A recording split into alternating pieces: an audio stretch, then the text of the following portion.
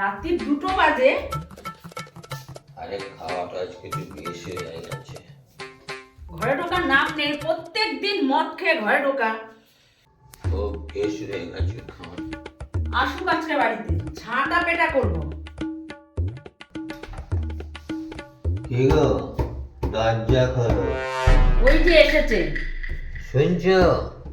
আরে দরজাটা খোলো না। আজকে দরজা খুলবো না, সারা রাত তুই বাইরে বসে থাক। ও আচ্ছা, আমি এই কলকাতা শহরের শ্রেষ্ঠ সুন্দরী নারীর জন্য সোনার একটা গলার হার এনেছিলাম।